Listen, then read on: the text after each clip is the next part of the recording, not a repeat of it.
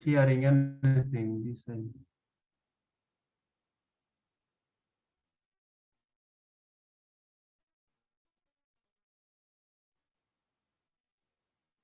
Doctor, you muted yourself. Oh, okay. Sorry. Thank you.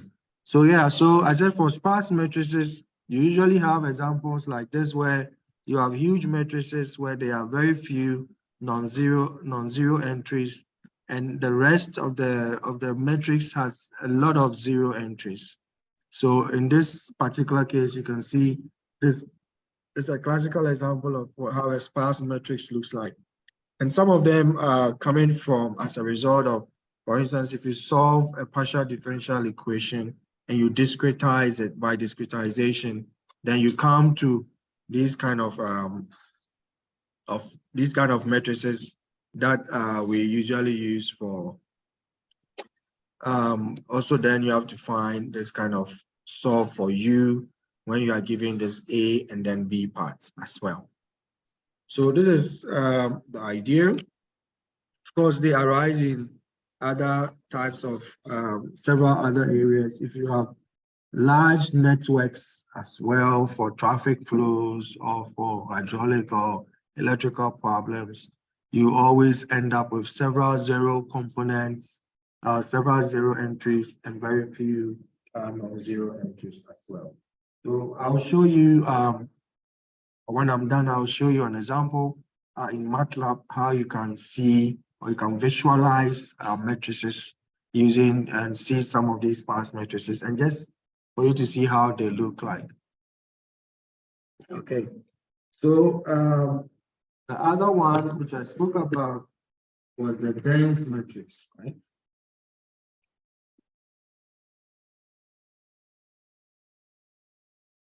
So if we have a dense matrix,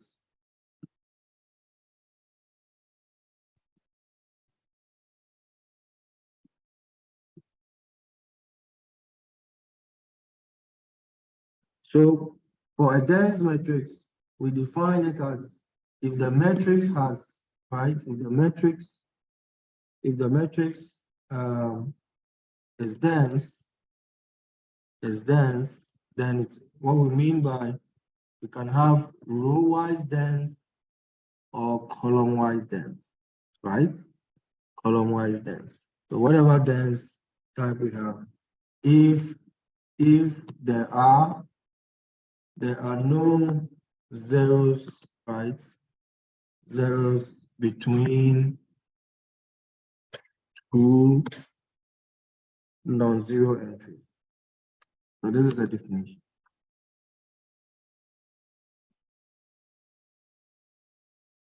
For every line, right? So for every either row or column, right? So depending on if it is a row, column, or of the matrix. So if we say that the matrix is dense, then we say that for if there are no zeros between two non-zero entries for the matrix, or for if you take the row dense, then that is what we mean, that there are no two non-zero entries. So if you have if there are no zeros between two non-zero entries, right? So we have 0, we have 2,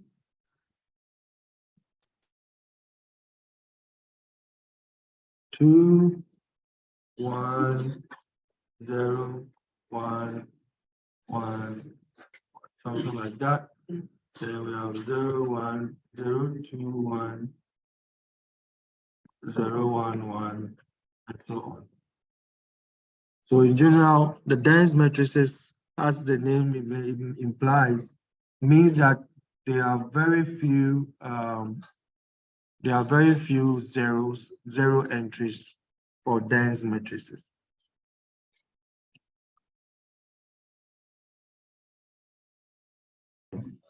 So that is what we mean by the sparse matrix and then the dense matrix.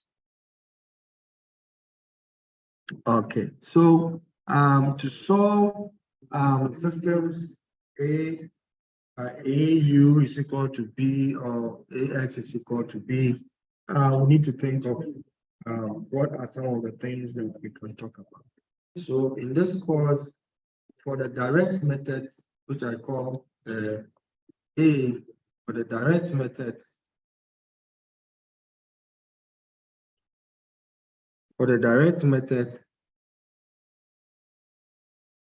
I'll be talking about, I'll talk about for the direct methods, the LU, decomposition.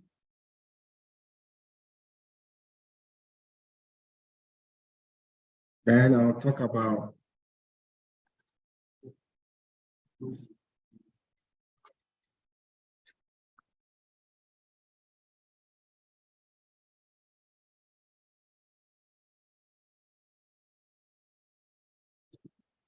Koleski's, and then I'll also talk about the QR factorization.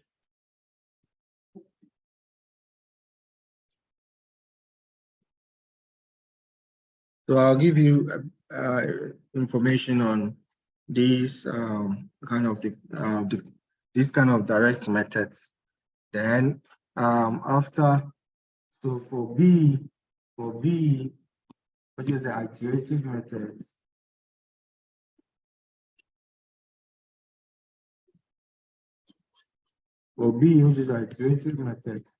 what I'll do is I'll talk about Jacobi, and then I'll talk about Gauss-Seidel, and then I'll talk about successive over-relaxation. Of course, then I'll talk about some modern types, right? Some modern iterative methods. Some modern iterative methods. So this is the plan or the outline for how. Doc, I don't know, this successive what? Over-relaxation. Okay. So let me write it again. It's successive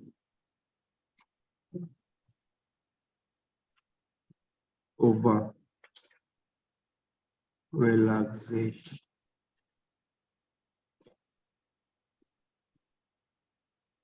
Okay.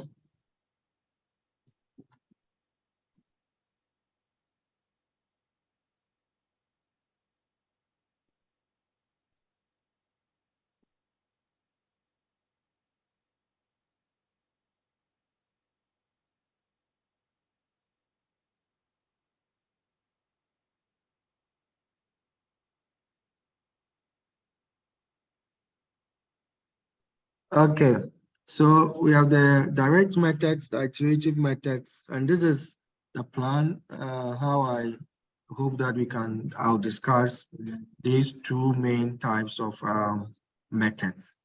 And so I'll start with the direct, and then once I'm done, I'll go to the iterative as well. So direct methods. Please, I have a question. Yes, go ahead, please. I want to know, direct method is a method, iterative method is also a method. So is it that you have to combine the two in solving a particular problem, or why is it the essence for the two, please? Or each particular problem is having a unique method for solving. Okay. So, so the direct methods, as you see, means that we just take the matrix and then we decompose it. And then the iterative method, so the direct method, maybe I should write here, the direct methods are kind of matrix decomposition techniques, right? Matrix decomposition techniques. So we find a way to decompose the matrix itself, and then we solve the whole AX is equal to B with this new decomposed system or matrix, okay? And then the iterative methods, they are like a fixed point methods. we have fixed point method.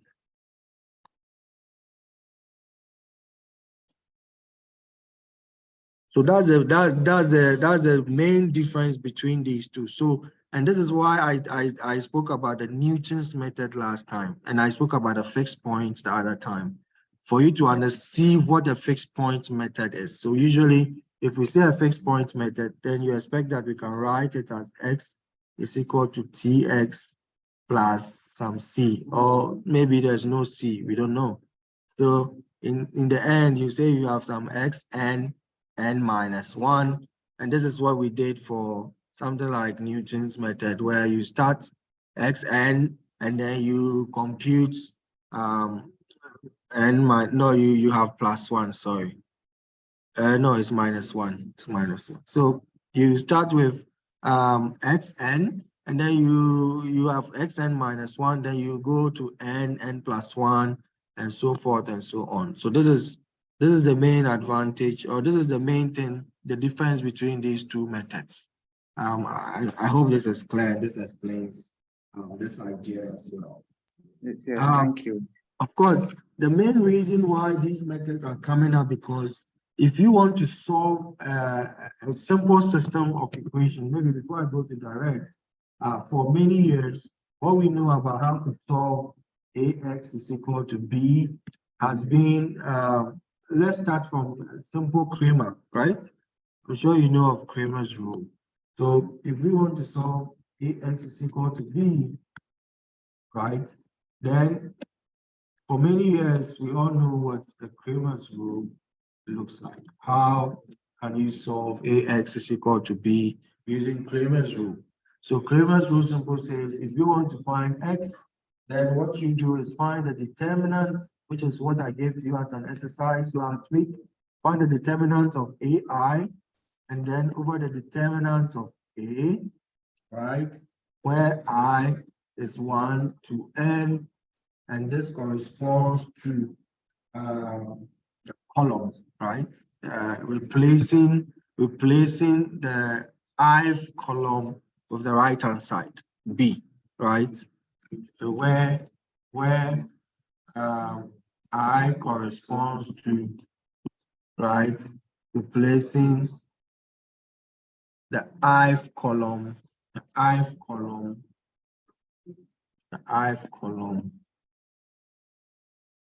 with the right hand side B, right? With the right hand side B. So this is how we solve Kramer's ax is equal to b. If you go to any primary, secondary, high school, they usually use this ax is equal to b technique, and then a lot of students apply this, especially as the system gets bigger and bigger. Then we encounter new problems, new challenges. So for instance, if you want to solve ax is equal to b and you use the determinant technique, this is the Kramer's rule, then you need to find the determinant of a and then the determinant of ai. If it is a 4x4, then you need to solve the determinant of a 4x4 system. If it is a 5x5, then you need to find the determinant of a 5x5. 6x6 in that order. So the bigger your matrix, the bigger you need, the more you need time to solve for the determinant. I'm not sure if you checked the code you wrote for the determinant. You checked how big of a matrix you can solve. Dejan, did you check? Because you see that there's a limit to the size of the matrix that you can solve, or for the determinant, you can find the determinants for. So this already gives us certain problems, or makes us realize that if you have a sparse matrix, a very huge matrix, 1 million by 1 million, or 2 million by 2 million, or billions of points or nodes, then we already encounter problems with we are unable to apply a simple Kramer's rule anymore. So we need different techniques or different ideas to solve ax is equal to b, ideas that will enable us to solve this ax is equal to b system. So for instance, a Kramer's rule requires about you require about a total of 3n plus 1 computing. So let me call this the big O, okay? Let me call this the big O. So if you apply the Cramer's rule, you will need 3n plus 1 factorial of operations.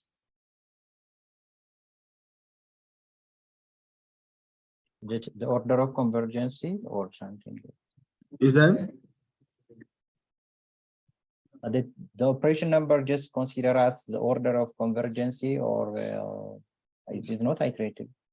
The operation number is the number of steps or the number of multiplications, additions, subtractions that you need to find x, to Okay. find your solution. Mhm. Okay. Okay. So for instance, if you have a 3 by 3, so example, if you have a 3 by 3 matrix, if A is a 3 by 3 matrix, if A is a 3 by 3 matrix, right? If A is a 3 by 3 matrix, then you know that n is 3, and you need 3 plus 1 factorial, and this is 12 factorial operations, right? That the To be operation that ongoing on the CPU of the computer, that the number of processes that can be happening. Yes, exactly. The number of processes that you require to get this kind of the result X, right? Okay. Okay. So if you have a 3 by 3, then it means you need X, you need a determinant of A I over the determinant of A. Even if you compute the determinant of A1, if it is 3 by 3, then you need X1, right? You need X2, you need X3. And for each of these, you have to get the determinant of A1 over the determinant of A, and so on. And all these steps, you need about 12 factorial to be able to get all this X1, X2, X3. So basically, you have X is X1, X2, X3. And this is just for a 3 by 3 system. So you can imagine if you have 4 by 4, then you're already getting to about 20 factorial. And then if you have 5 by 5, you are getting to 30 factorial. So as you go on and on, you see that there is a huge increase in the number of operations you require to solve a simple AX is equal to B using Cramer's rule. So with that, we are able to go and then now talk of, because of computational costs in this kind of metrics, this kind of method, so due to computational cost, right? So it is computationally expensive.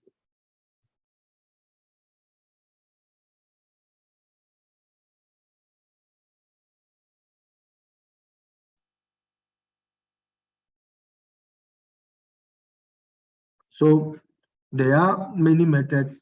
So some people try to find better ways to compute the determinants. Because if you can compute the determinants in a very fast way, then it means that you can already reduce your computational cost. And there are methods, there are several other methods that can tell us how to compute the determinants in a better way.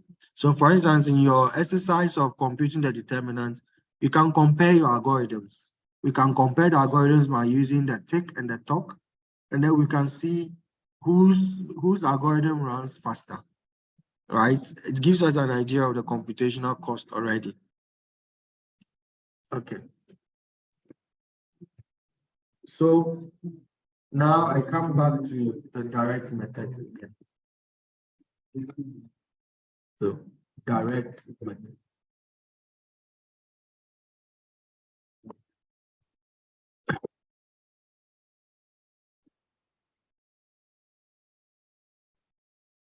Okay. So when we talk of the direct method, first I will talk of LU factorization.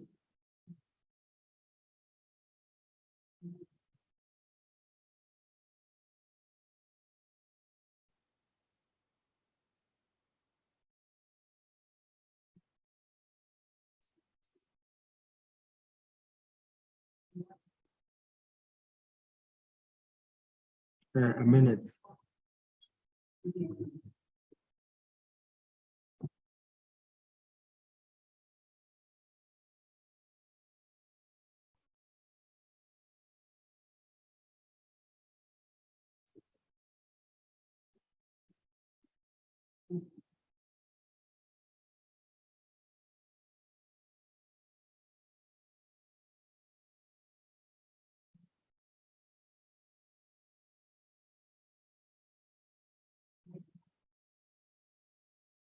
Okay.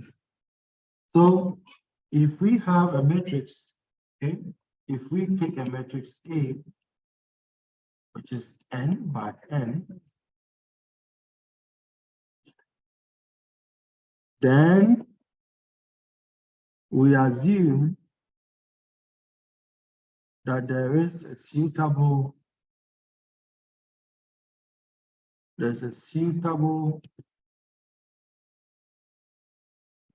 decomposition such that we can decompose such that A is equal to L and U, where L is the lower triangular matrix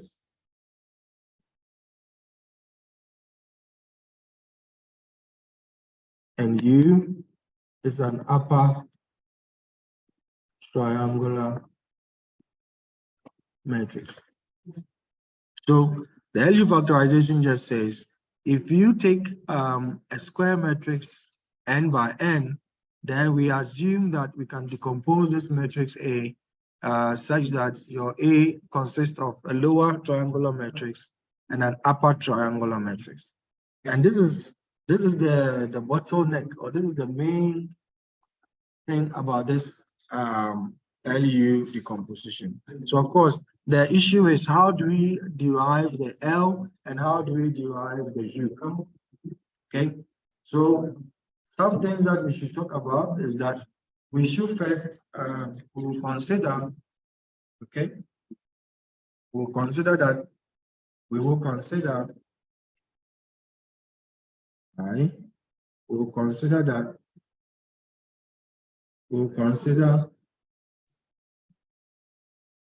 that if A is non-singular,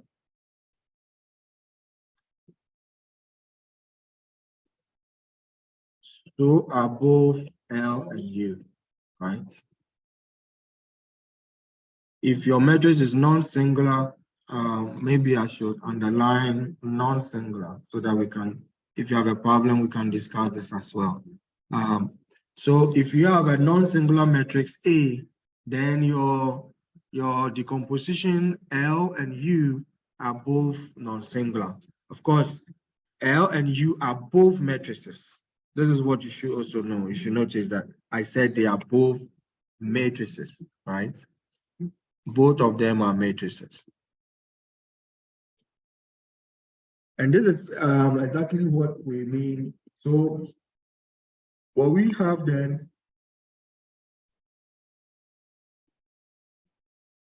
is if we are able to decompose, right? So what we do is if given, or let me say, if we are given AX is equal to B and you can decompose, right? If you are given AX is equal to B,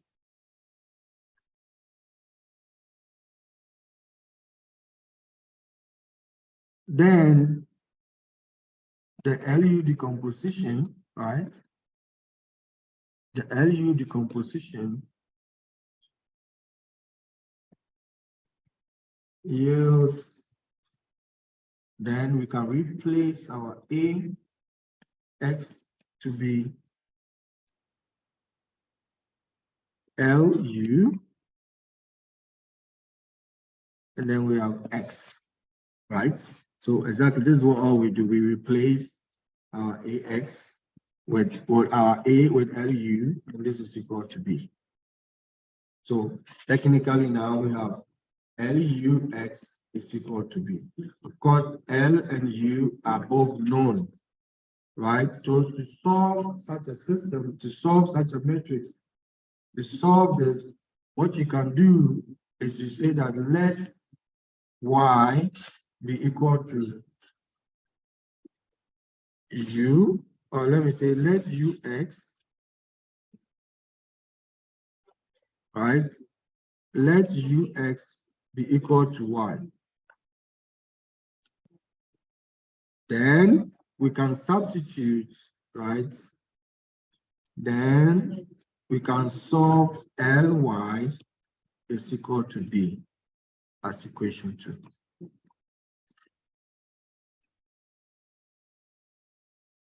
Okay, so you make a substitution of this guy, UX, equate it to Y, and then after that you substitute, because if you say UX is equal to Y, then we know that X is unknown. You shouldn't forget it's an unknown value. And Y as well is unknown, right? And Y as well is unknown. So in such a case, you solve first, you solve Ly is equal to B, and then now substitute this Y into the first part to solve your X. The advantage of this is that because your L and then U are upper triangular matrices, they have a lot of zeros. Okay, so they have a lot of zeros, and this makes it easier for you then to solve these both these equations, one and that is Ly is equal to B and Ux is equal to Y. Because L and U have both a lot of zeros, upper triangular means A, LU, and then all you are saying is that this is an upper triangular matrix. So you have entry here, entry here, entry here, entry here. Example, entry here, entry here, entry here, entry here, entry here. And the rest is zero. And then for this one, you have entry here, entry here,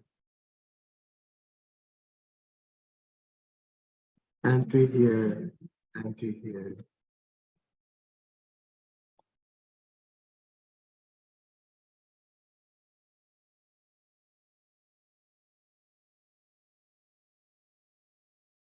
All right, so sorry, I made a small error.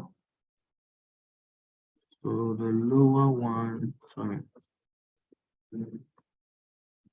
Yeah, okay, that's fine.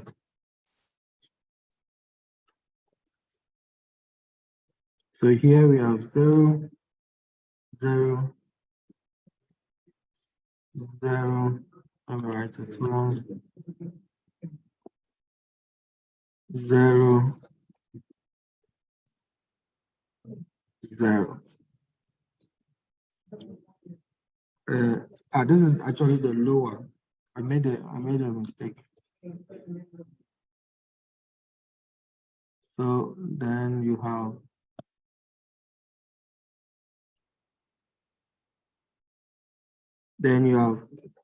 entry here, entries here, entries here, and entries here, and all this place is 0. And then if we come to the upper part,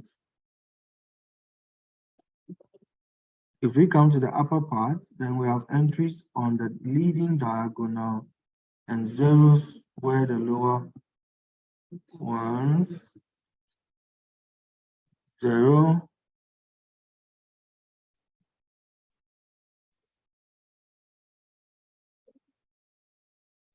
okay.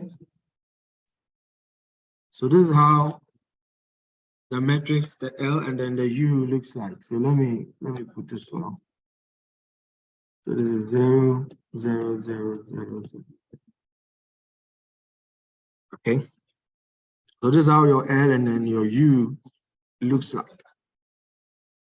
So you see that for the lower, we only have non-zero entries here. Anything below the diagonal. And then for the upper, yes, for the upper, don't worry, I'll explain how to derive this. Okay, I want to talk about the L matrix. Yeah. Yes, the lower please. triangle matrix. Is it not 1, 1 on Yes. as the diagonal element? Is that?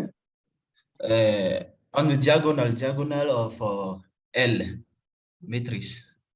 Yes. Zero.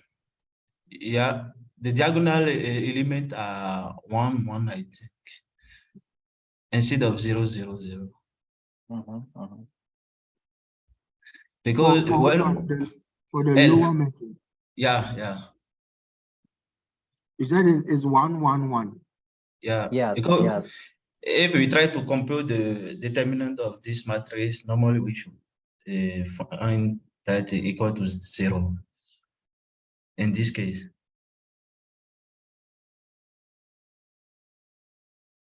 If you try to do what? To compute the determinant of for L here. Yeah, but you need to compute the determinants. The lower triangular matrix main diagonal elements must be different from 0, either 1, 1 in the lower 1, 1. diagonal, Yeah. or in the upper diagonal, maybe if you put 1, 1, the lower diagonal maybe, the lower triangular maybe takes the diagonal element. I'm not yet talking of Okay. whether there should be one. I'm just trying to give you a picture of how the matrices should look like. Okay. Okay. Is there Okay. any plus inside in between? With plus, it's good. All right. Is that? Maybe if the operation is plus, that is fine. Yeah, the decomposition. Yeah, don't be worried about the entries for now. I just Okay. you have a picture of how these matrices should look like. I'll give you an example, and then you go through it for you to also see how this. I mean, I'll give you an example, and then you'll see whether it should be 1, 1 or not. You can also go through it, and then you will actually discuss it as well. So for now, please just relax. Okay, so then, so if you have such a decomposition, then what you then do is that, of course, if in this case, what we do is that we can say that let me go forward.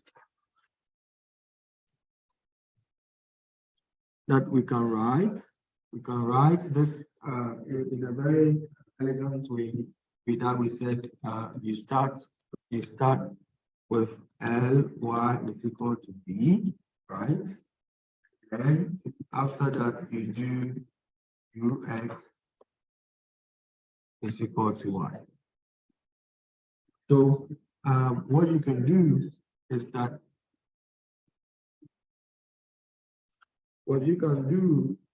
that your L, right, has entries.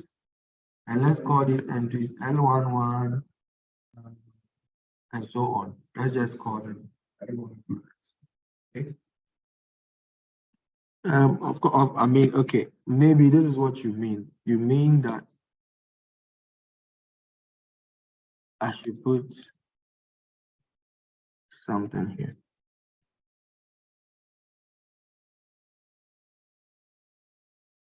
Okay.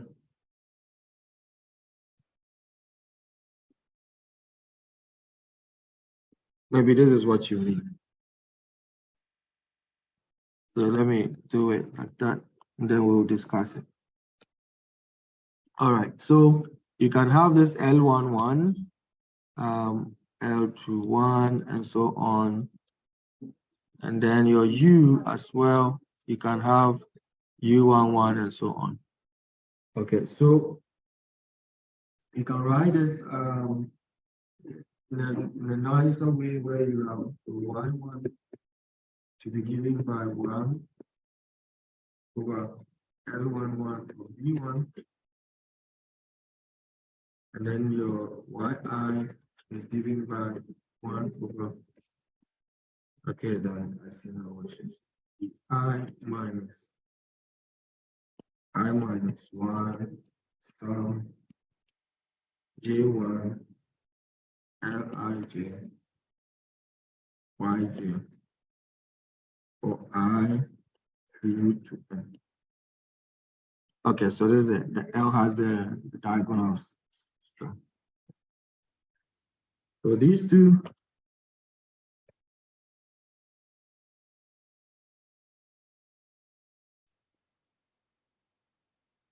gives us a solution for our Y, right?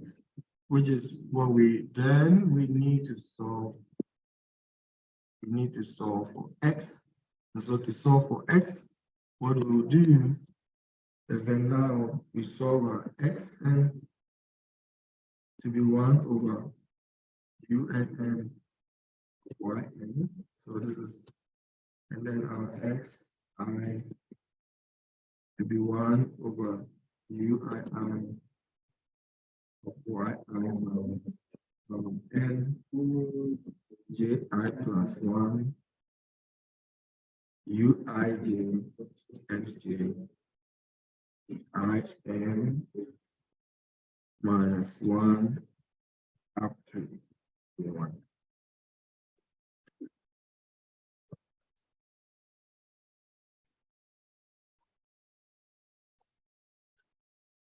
So in the first case, as I said, you solve for Y, and this is what we popularly call the forward substitution. And then here, because we solve for Y here, and then we go back to solve for X, we call this a backward substitution. So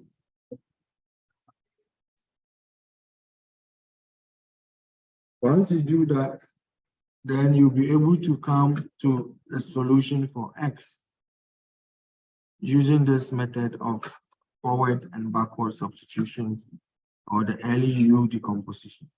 Of course, there are other types of there are other techniques that you can also consider. One of them is that you can also consider is the use of permutation methods.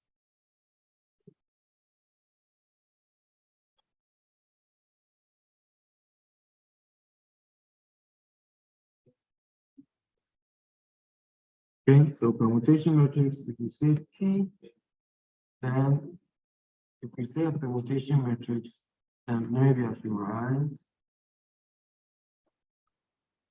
by you obtain it by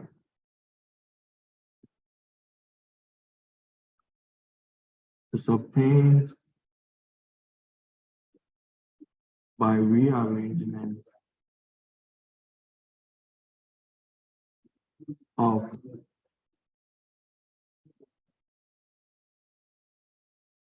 the root of an identity matrix.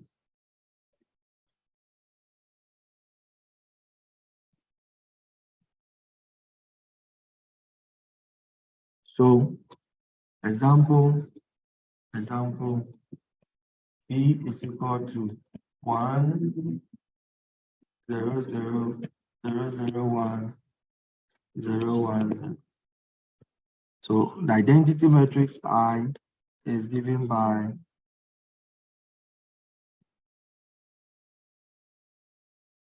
1, 0, 0, 0, 1, 0, 0, 0, 1. So this is the identity matrix.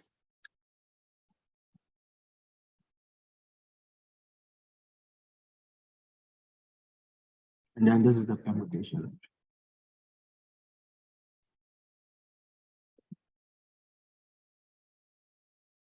Okay, so we have the permutation matrix and then we have the identity matrix. Then what we do is that we can use this idea of the permutation matrix as a way to also derive the LU decomposition itself. So in that sense, we have what we call LU with either row exchange or column, let me write it, row or column exchange, right?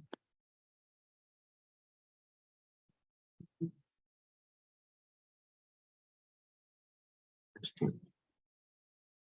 So usually when you do your LU, because your LU factorization, basically you're applying some Gaussian elimination techniques, right?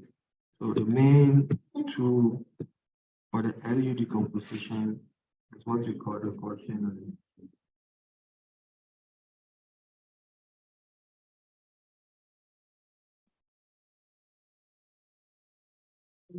So if you use Gaussian elimination technique, sometimes you come to the place where you are unable to change. So you can have a situation where you have 1, 2, 3, 0, 0, 2,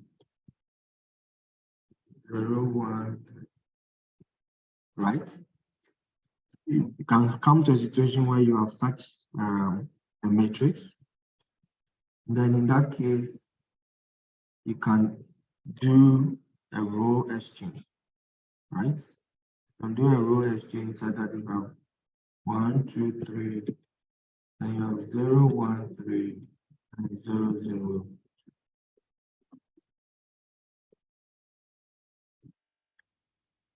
When you do a row exchange.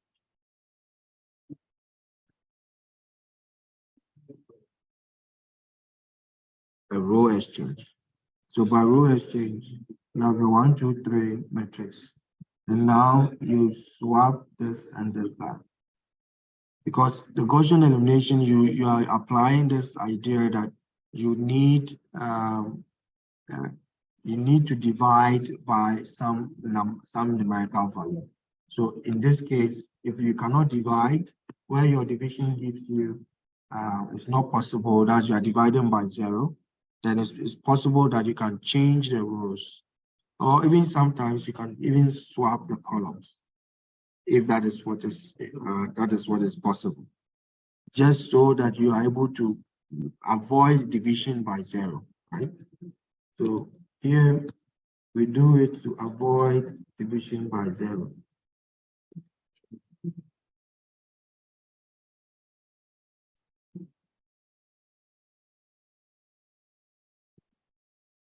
To avoid division by 0, we can always do a row exchange or column exchange. And based on, if you multiply your permutation matrix, right? If you do your permutation matrix,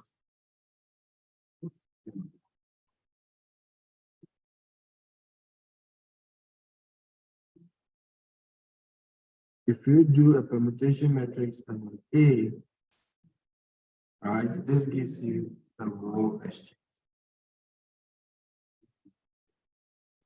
And then if you re-multiply or you post-multiply, then this gives you a column exchange.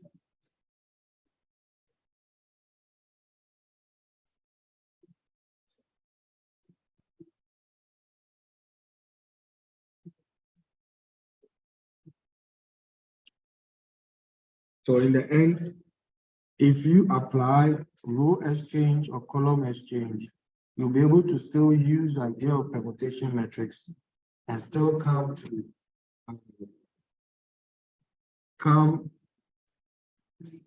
instead of having A is equal to LU, you'll be able to derive the PA, right, is equal to LU, or you have a PAX, so let me write it down. if you have an AX is equal to B and you have an LUX is equal to B, if you do some row exchange or column exchange, you usually then you multiply your matrix A in this way, and this means that you do P L of U of X is equal to P of B. If you do a row exchange, okay. So this is for row exchange.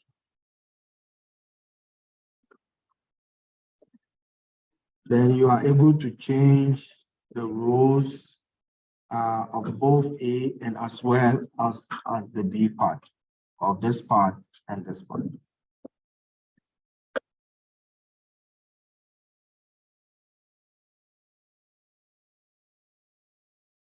So what you should also know is that the permutation matrix, the inverse of the permutation matrix exists, and its inverse is nothing else but a transpose. So you can use row exchange to also solve your problem in that sense. If you have a problem where there's zeros on any part, you can always apply row exchange. Okay. And then if you do that, you can still solve for your X using the forward and then the backward method again, right? Using the forward and backward again. Okay, so the next method that I'll talk about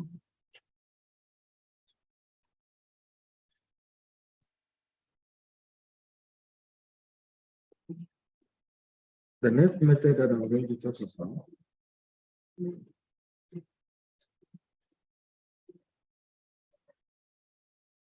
I mean we can, and before I talk about that, we can just see how MATLAB does this kind of thing.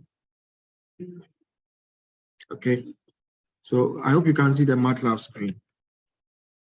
So for instance, if you have a matrix A, which is 1, 2, 3, 4, 5, 6, 7, 8, 9. Okay, you can do the L and the U.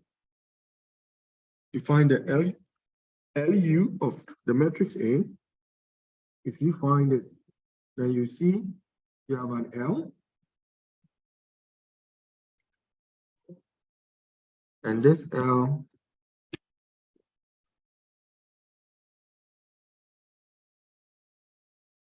and now you can see that you have an L that is this one, and then you have a U also looking like this. Then you can check if it does some permutation matrix as well or not. Sorry, it should come at the end. If it did some permutation matrix. Excuse me, Doc. Yes, I'm listening. I request you repeat that matrix and explaining because I'm not understanding there well. The matrix, I understand the matrix. That one I understand. Then Okay. what is this? This is the LU of the matrix A. That is the lower. If you do it in MATLAB. Meaning lower upper matrix. The Yes, lower. this gives you the lower, exactly what I've explained. Yes. That this will give you the lower and then this will give you the upper. Now, why is it that here we don't have zero for the lower? For the lower. I expect to have zeros in the upper triangle. Oh. This one. Okay. So you have lower, you have 1, 1, 1 on the diagonal. Then you have some entry here, and some entry here. And then for the upper, you have this guy and then all the lower terms. So here in the upper, it is not necessary to have one who's on the leading diagonal. No, no, for the upper is not, you don't need ones on the leading diagonals. For the lower ones on the leading diagonal. Okay. So I'll give you an example. Because of time, I just want to go through the two methods. And of course, tomorrow we'll continue again. So I'll give you one or two examples to go and try. And then tomorrow when we meet, we start from the examples. Is it tomorrow or Thursday? Hey, Tomorrow is sorry, Thursday. Okay. So this MATLAB understands. You try to scroll up a little. Yeah, there. MATLAB understands this. Let me show you. Understands this. Which one? I've written something. Yeah, so you can, if you do help for you, then it tells you what it's doing. It says LU factorization, right? If you do LU is equal to this, it returns an upper triangular matrix U and a permuted lower triangular matrix in L. Okay. So this is what I mean by the permutation. Okay. So you can see that here, the P here tells us the permutation that has been used. That it did the permutation by changing doing some row exchanges, right? So row 3 becomes row 1 becomes row 2, and then row 2 becomes row 3. How important is the permutation matrix in real life? Yeah, so this is what I said. If you have to divide by 0, then you have to avoid dividing by 0. You can change the rows or the columns. Yes. So that you avoid the division by 0. And by changing the rows and columns, you are introducing a permutation matrix. So this you need to take into account as well. So if you go to MATLAB now, it says if you only do L and U, it computes a permuted matrix for L. It means it takes the L and then multiplies it by the P. But if you write LUP is equal to LU of A, then it returns a lower triangular matrix L, an upper triangular matrix U, and now also shows you the permutation matrix P, such that P of A is equal to LU. Do you understand? yeah. Exactly. So this is how the MATLAB uses this idea of the permutation matrix. Okay. So the next one that I said I wanted to talk to you about. Please, sir. Yeah, I'm listening. I want to know how many LU decomposition can we have from the same matrix? How many LU decomposition can we have from the same matrix? Yeah.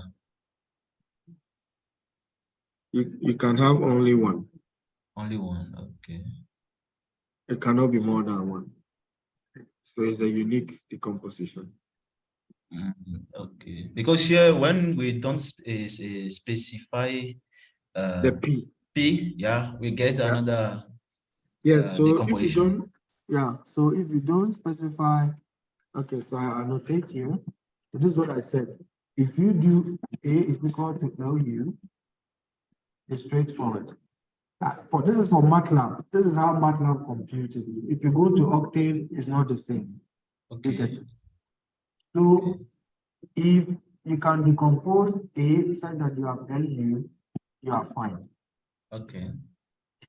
But if you try to decompose A into LU, right, and you realize that in your decomposition, you have a case like 1, 2, 3, 0, 0, 2, 0, 2, 1, something like this. Yeah. Then in this case, you cannot go on again with the LU decomposition from the method that we wrote on how to derive the LU decomposition. Okay. So in that case, in this setting, what you need to do is to exchange rows, right? Yeah. Yeah. And if you exchange the rows, now you have 1, 2, 3, 0, 2, 1, 0, 0, 2. So this exchanging of rows brings about what we call the permutation method. That says that if you multiply your P and your A, if you do a pre-multiplication of your P and your A, so that you have 1, 0, 0, 0, 0, 1, and 0, 1, 0. Yes. With your A, it gives you exactly this. With your A, 1, 2, 3, 0, 0, 2, 0, 2, 1. It gives you this result. So what MATLAB does is, if you put in MATLAB a command LU and do LU of A, it computes A for you correctly, but your L, it does P of L. Okay. Right? So the L it will get, it's getting here, is the L from your LU multiplied by this permutation matrix here. If there was a row exchange, it will use that matrix to apply for this. So if you want to get the full decomposition without any permutations, then what you do in MATLAB is you do L,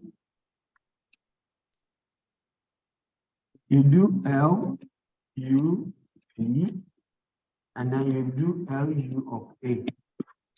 Okay. In that case, this is correctly a lower triangular matrix. This is an upper triangular matrix. And then this is a permutation matrix. If you ever use one to tell you. So if your permutation matrix of course is 1, 0, 0, 0, 0, 0, 1, 0, 0, 0, 1, then this is the unit matrix. So it wouldn't bother. Excuse me. Yes. Here, did you want to write here? Are Where? you writing PA? Yes. PA. This is A. This is P. And this Which one? L is equal to P what? Is equal to PL. So this L is the L you will get if, for instance, there is a permutation, you did some row exchange, and you get your L. This is the real L that you get. But MATLAB computes the L here by multiplying this L from your decomposition by the permutation matrix that you use and present it. So this is what I mean. If you go to the example, if we go up, okay, maybe now we go down. Let me stop annotation.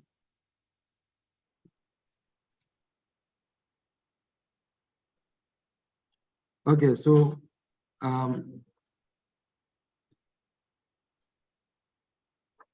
okay, so in this case, for instance, okay, if we do LU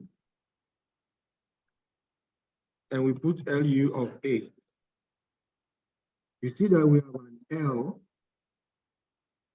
with 0.142, 0.5, and 0 on the diagonal.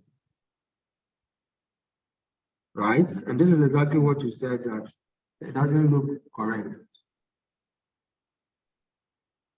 We have this. And then the U, we have this. But this L here it is getting because it is multiplying the permutation matrix by the L. So if we go up here, if we come up, you see that when we did LUP, we have an L, right? This L has 1 on the diagonal throughout, and then some entries below them. And then your U has some entries on the diagonal, and then some entries above. And then it gives you a P, which shows that there has been a change, some changes in the arrangement of the rows and columns, or in the rows. Right? Okay. But if you just do LU, then what you get is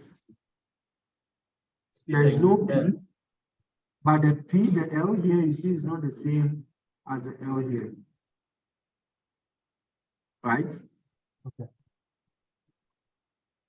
Do you get it? Yeah. So this L here is actually what we mean by the LU decomposition. If you apply an LU decomposition, this is what you should get. Right? But for MATLAB, to get this the correct LU decomposition, you must use this LUP to be able to get the right L and the right U. If you just do LU, then this is the L it will give you, and it will not give you any P. Your U is, you see that the U here is the same as the U here, but your L here is not the same as the L here. Because this L here is this L and this P that is now pushed into the L. Is this clear? Yeah. Yeah. So those are some of the different little bit differences that you have to note when you are doing the LU position, or you are trying to use LU in MATLAB.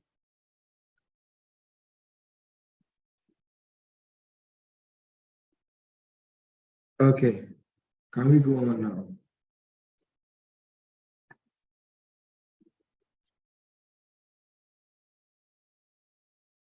Can we go on?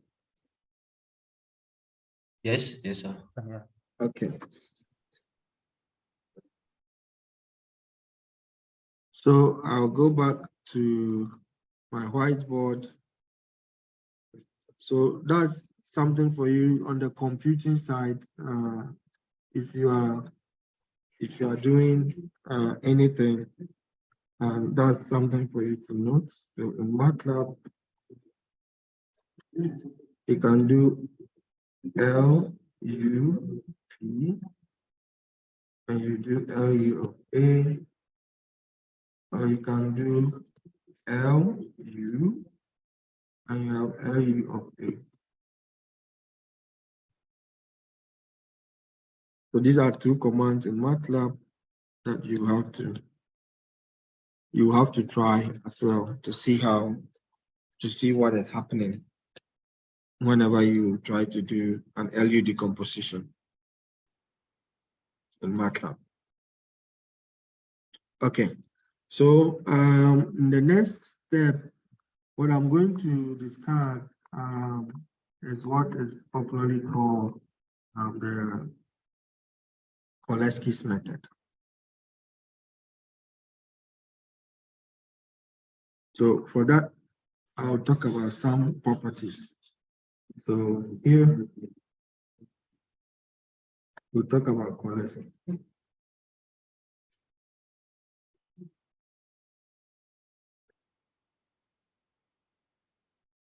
Okay, we'll talk about Koleski's method. So to start, I'll talk about special types.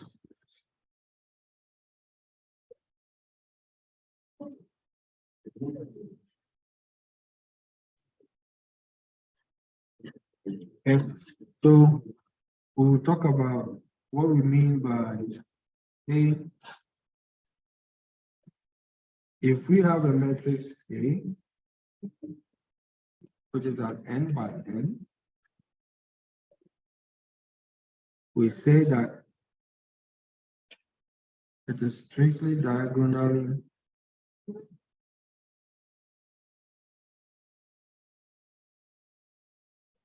dominant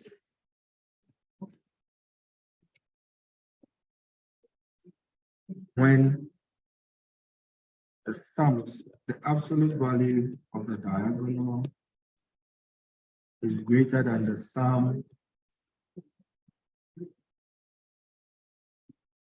of the absolute value of the other terms. For each row. So we're saying strictly diagonally dominant. Example, if we have 1, 2, 3, 4, 5, minus 1, 0, 0, 2. If we want to check this property, it means that we say that the elements of the diagonal, so absolute value, if we take row 1, right, if we take row 1, we say that the absolute value of the elements of the diagonal, the first row, should be greater than the sum of the absolute value of the other entries. 2 plus 3, this is absolute value of 5. So this is not true, right?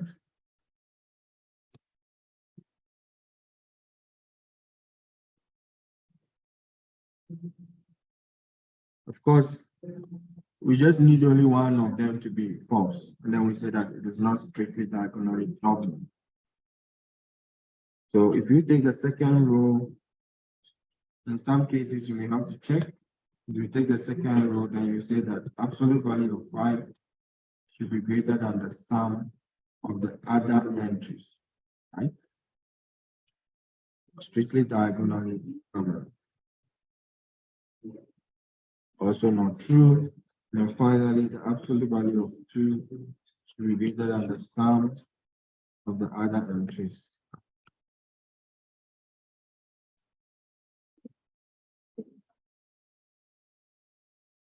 This is what we mean by strictly diagonally dominant. Okay, so I think I'll end here and then we'll continue on Thursday. As we're stopping. Yes, Hello? I'll stop here and then we will continue on Thursday. Yeah, what I'm saying. Does it, for this strictly diagonal dominant, is it a must that every entry on the diagonal matrix has to be greater than the summation of all, or if any? Yes, exactly what the definition is. All. Every element on every row, each row. Every row must, Take row 2, take row 3.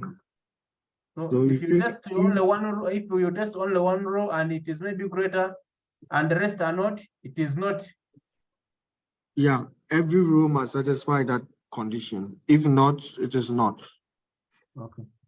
Yeah, you just need one row not to satisfy, and then it's enough to say that it is not strictly diagonally dominant. Okay. Okay. So please try to check as an exercise. Okay, as an exercise, take a matrix A. I'm giving you a matrix A, and then try this idea of whether you need row exchange or not. Go through step by step. To use the LU, you must compute the LU on your own, and then after you go to step by step. Then we'll discuss this now.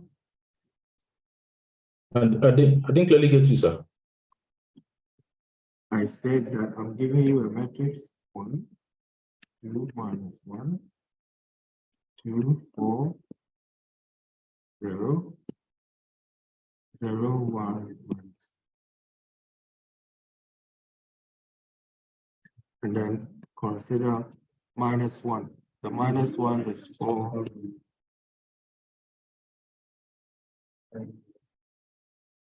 Decompose this matrix A using LU decomposition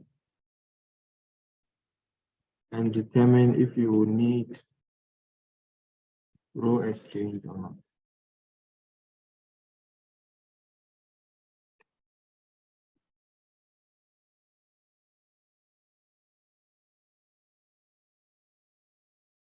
Just for this matrix.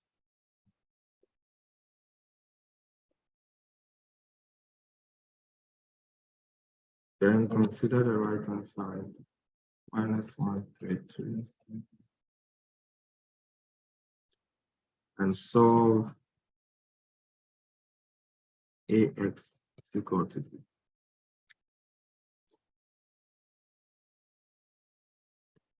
Using the decomposition.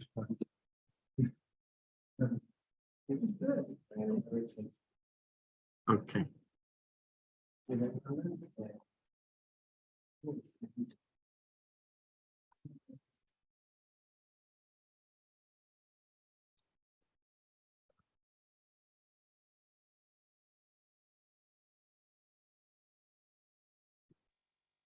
Okay, thank you so much. Okay.